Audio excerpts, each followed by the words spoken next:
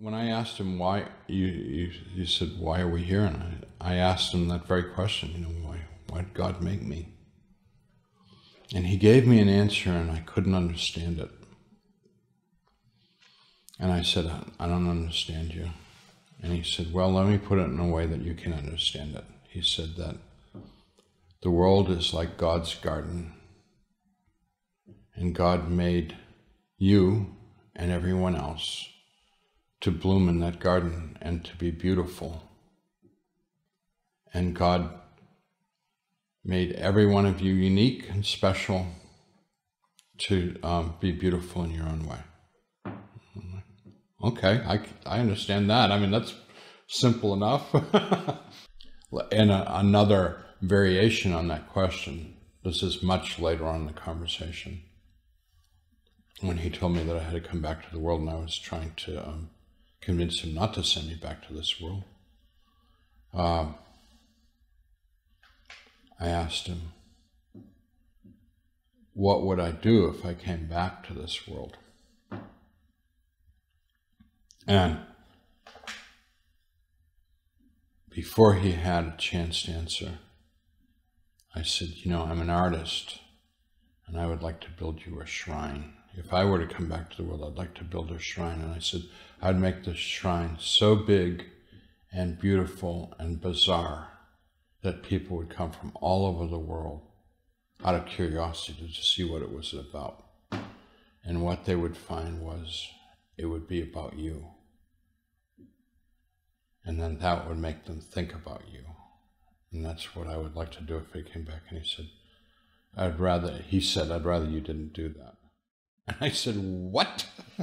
You know, like I said, people have been building shrines to you, you know, forever. You know, there's lots of shrines. Why can't I build a shrine? I'd like to build a shrine. He said, you spent so much of your life hiding out in the studio, avoiding people. He said, I would prefer it if you didn't avoid people by building this big shrine. And he said, the other thing is, he said, I don't really care about shrines. He said, you know, people like to build shrines. And he said, I understand that it makes them feel good. But he said, it does absolutely nothing for me or for God. We don't have any use for them whatsoever. He said, if that's what amuses you, I guess that's what you got to do. But he said, don't do it for me. Don't deceive yourself in thinking that it's something that I want or need, because I don't.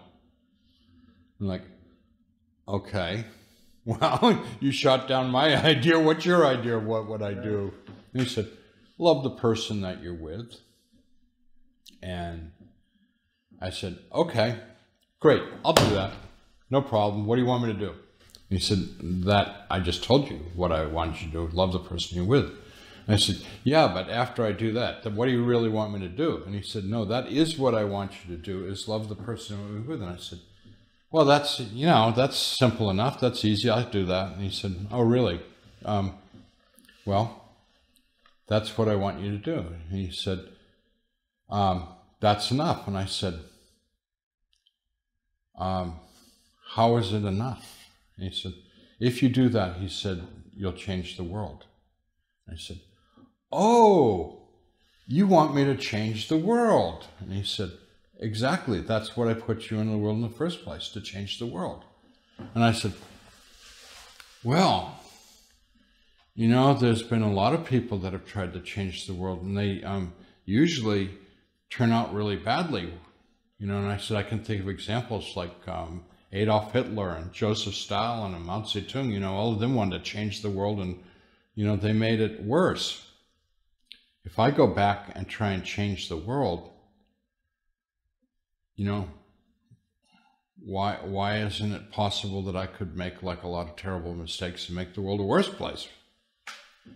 And he said, the way that I want you to change the world is by love the person that you're with. And I said, wait a minute, that's a contradiction. You want me to change the world, but you want me to just love the person that I'm with? And he said, yeah, that's the plan.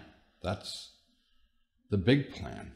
And I said, I don't see how loving the person that I'm with is going to change the world. And he said, if you love the person that you're with, then they will go out and love the person that they're with, and they'll go out and love the person that they're with, and he said it'll be like a chain reaction, and love will conquer the world, and everybody will love one another. He said that's God's big plan.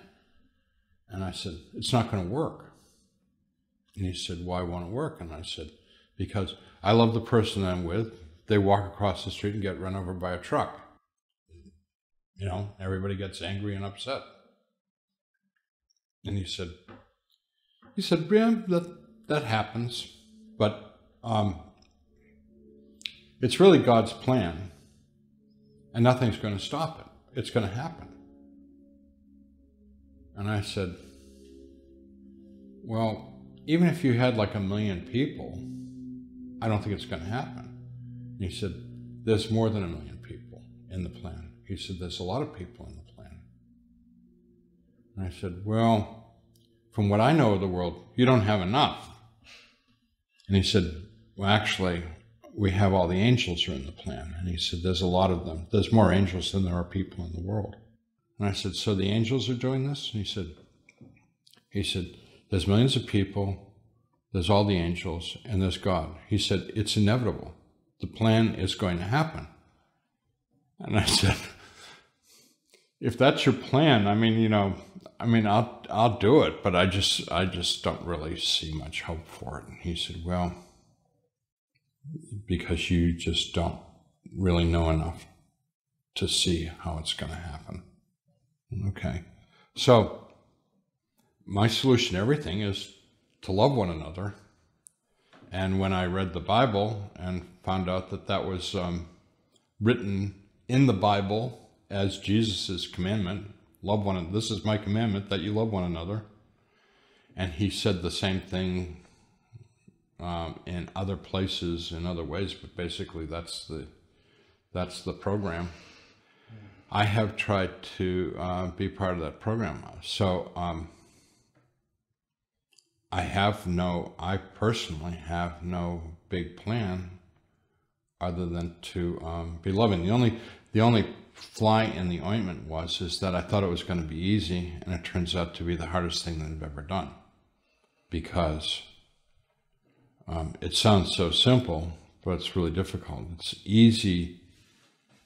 It's like easy for me to love my mother because she was a really nice woman and she was a very loving woman. So not hard to love someone who's really good and really loving.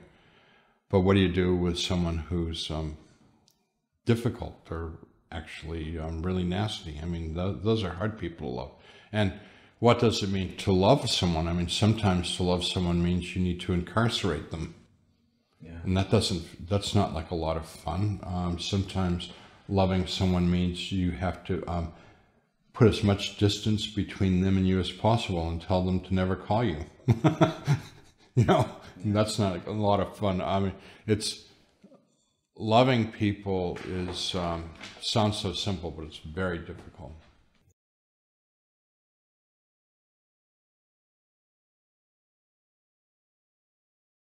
He then showed me how absolutely critical my purpose was in creation. Creation, by the way, I'm talking about me, but really I'm talking about you, the viewer, because this is about you. There is no way that the universe, that creation could possibly unfold without you fulfilling your purpose. And I know a lot of people struggle with that. What's my purpose? You know, why am I here? Sometimes it seems kind of pointless. Like, you know, I go to my stupid job and I got my stupid boss and I go home and I watch TV and there's got to be something more, right? And I've heard lots of answers to that about purpose. I've heard minister after guru, after priest, after pastor, after teacher make the claim that our purpose here is to learn and grow and learn lessons and move to the next level, and then So that each time we do this, if there's such thing as reincarnation, you know, I can't answer that. I can't answer that question. But to progress to the next level of spiritual awareness until we achieve spiritual perfection or something. But I was told what my purpose was and what your purpose is, and it had nothing to do with learning or growing or moving to the next level. It kind of, on the surface, it sounds like it makes sense, right? Because obviously, as human beings, we grow, we mature, we learn lessons, and we, you know, hopefully, and we get wiser as we get older. But so that kind of fits that idea. But I was told very clearly what our purpose is, and your purpose is to love. It's that simple. Hard to pull off cleanly, but you are here to love. And I'm not just talking about the warm fuzzies. Most people, when you say the word love, they think warm fuzzies. Love is a far more multi-dimensional, complex thing than just the warm fuzzies. There, it's very obvious. Everything is made out of love. Made out of it. Like, this is love. This is an expression of God's love. And if you don't like the word God, use whatever word you want. But, you know, there's the big questions in life that we all have. I can tell you one thing. One of the big questions, I think is probably one of the oldest questions, is, okay, if God is a good, loving God, then how is it possible that he could allow the evil and the horror that obviously exists? How is that possible if he really does, if God is pure love? And so I think that religions had to invent an anti-God to explain that. Oh, that's not God, that's the devil doing that stuff, right? Well, that means God made the devil too. You know, so, I mean, it doesn't add up. But I can tell you one thing for sure. There was no judgment. There was no atonement. There was nothing that I had ever done that was completely forgiven. And forgiven in that context meant it was gone. It did not exist. You know, the stupid little boneheaded things I've done in my life that have been, you know, well, let's just say less than wonderful. I didn't have to atone for that. God wasn't holding me accountable for that. God was loving me right through it. And it was total and complete forgiveness. So I know other experiencers have described hellish experiences, and I don't know what that's about. I don't know what that's about, but I can tell you that in my experience there was nothing of the sort, nothing resembling hell. Although the first part of my experience, where I was in the void and I was getting confused and scared and ramping up and getting very frightened, if I had been revived at that point, I would have called that a hellish experience. It was that scary. Maybe that's part of the explanation for it. I don't know. There's a lot I don't know. Again, I'm not a guru, but you know, something weird happened to me. That's all.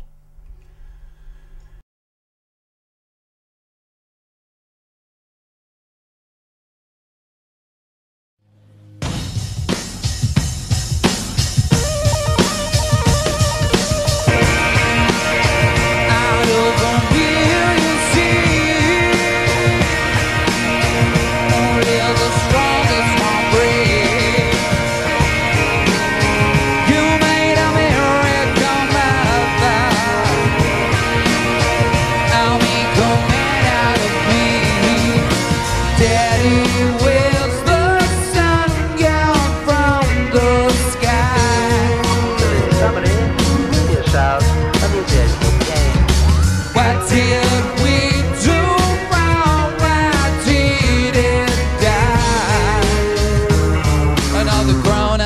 say, sorry kids, we got no reply. If you're willing to change the world, let love be our energy. I got more than I need when your love shines down on me.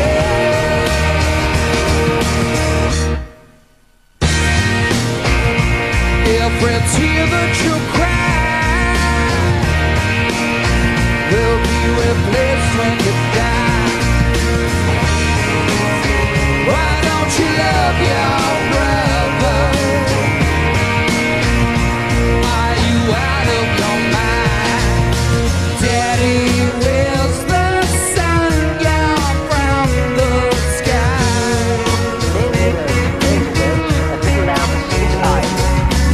What did we do wrong? Why did it die?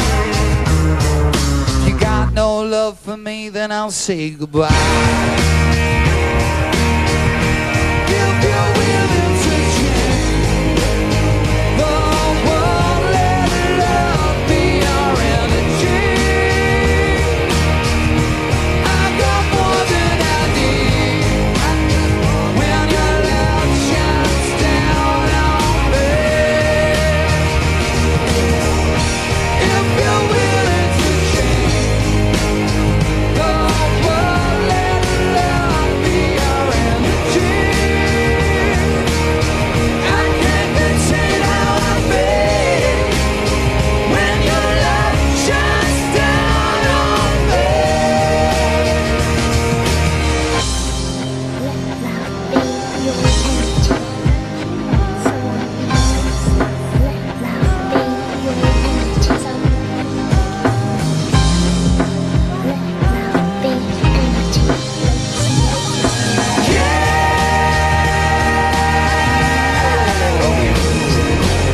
So if you wanna come and make a stand, so when it's in your hands, people show me love.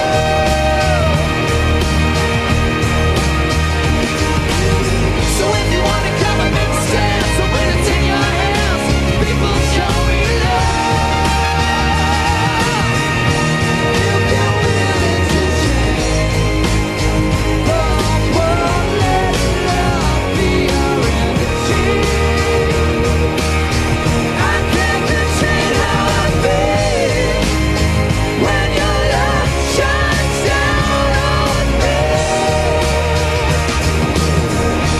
If you're willing to change the world, let love be our energy.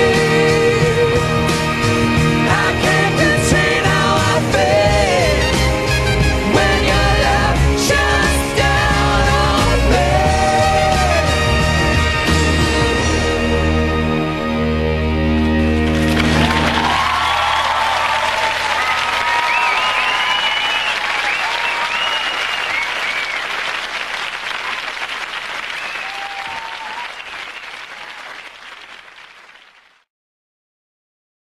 What do you really want me to do? And he said, no, that is what I want you to do, is love the person you're with. And I said, well, that's, you know, that's simple enough. That's easy. I do that. And he said, oh, really? Well, that's what I want you to do. And he said, that's enough. And I said, how is it enough? And he said, if you do that, he said, you'll change the world.